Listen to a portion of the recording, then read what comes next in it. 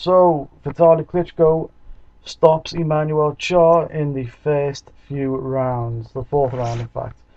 This was due to a huge cut that was on Manuel Charr's face, and basically, that was the end of the fight. Manuel Charr went down in the second round. It was a decent punch, but I don't know. He was never seen hurt from it.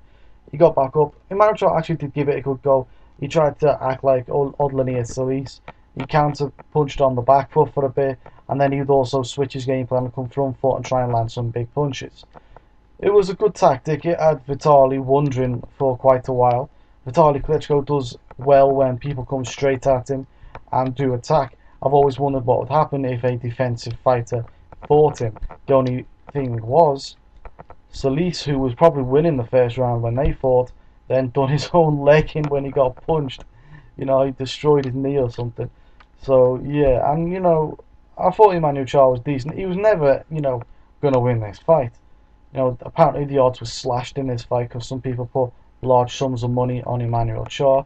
That was probably a stupid thing to do in retrospect, but yeah, Manuel Charr was never going to win this fight. He was just tailor-made for Vitali Klitschko, and basically he just did away with him. He got the stoppage via cut in the fourth round. Vitali didn't seem too happy. He thought it could have went on. Charr thought it could have gone on.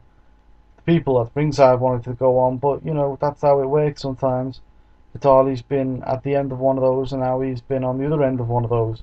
So, not that Charr was winning at the time or anything. So, in great retrospect, it doesn't actually do anything for his career. But neither was this fight ever going to do anything for his career. The only question is this going to be the end of Vitali Klitschko from here on out, or are we going to get to see the fight we want to see, which is Vitali Klitschko versus David Haye? If not, that's going to be it for David Haye too. We're going to get two people retiring, and then whoever's the number one contender, I think it's Chris Arreola, is going to fight whoever's the number two contender. And then if Arreola wins, Golden Boy are going to pretty much hold this title, WBC title, out of the USA, and they won't let anyone fight it who's decent. And then that'll be that, really. Actually, I'll tell you one thing. All of the action was on the undercard. That Magomed, he looked decent. It was 15 fights, 15 knockouts. He comes in the ring against McLean, and he almost gets taken to the cleaners. And I mean, he got dropped. He got dropped like a sack of shit. It was just a brilliant right hand. He's so open to the right hand, this Magomed. It was that first, and this is the first big punch he's ever took in his career. This is the first time anyone has ever, punched him in the face, pretty much. Just like that whack. All of a sudden, you just seen his log fall down. Timber! He went down. Next minute, he's like that, getting back up to his feet. He was like in total shock. He's like, this guy just dropped me. I look like a muck. And then, yeah, he comes out. Obviously, it was a 10-8 round to McLean that round. But then that was that. Everything ended after that.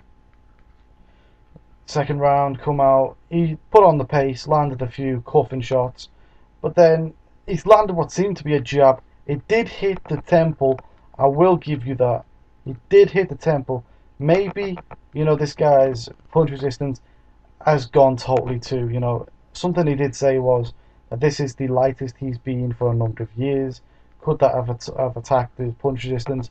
Yes, it really could have. And then he just got counted out. He didn't get up properly. Really, it looked fixed. I'm not going to lie. It looked fixed. So where does Magomed go from here? Well, I'd actually, the fight I would love to see would be Tyson Fury versus Magomed. Only because, these are both highly rated now by the WBC. There'll be two prospects, two guys who, let's be real now. People look at these both and think these are both hype jobs. Two hype jobs get in the ring, one contender walks out the ring. That's the way to look at it. Other than that, Magomed, who else? You could always try for Deontay Wilder. He's fighting in America, I think, most of the time now. So there's a chance he could try and get that fight. Golden Boy wouldn't make it, though. They wouldn't make it. Well, they might actually make it now that they've seen, him go down like that. But if his power is as good as they say it is, they won't make that fight. So just my closing thoughts now on this fight, and basically, the more I look at Vitali Klitschko, the more right now I think that it is about the right time for David Haye to come along, and then we could get a really good fight from this. You see, Vitali Klitschko's looking a lot older, physically older than he did when he won his title back from Samuel Peter. He's a lot greyer now. His body, he doesn't look in the greatest shape. I'm not gonna lie. Someone sent me a message saying he's in great shape. He's not in great shape. He's not in a tenth the shape now he was when he was knocking these guys out for fun. For a 40-odd-year-old guy, that he is in good shape. I'm not going to lie about that. But compared to his prime, he's definitely not in his prime. He's definitely past his prime. Boxing a lot of time is about timing, and I think it's the right timing for Haye. So I'd like to see this fight happen. Right now, any Big Bang Theory fans, all I can say is Schrodinger's cat. If you come down and say like David Haye would get knocked out by him, well, it's a possibility, but it's also a possibility that if they knocks him out, in the art of science, until they get in the ring, they have both won and lost this fight. It's only by getting in the ring or opening the box to see if the cat is alive that we'll see what happens in the fight.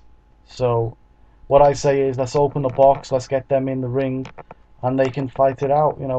Payday for Vitali before he quits, payday for Haye before he re-quits. Everyone's happy, really.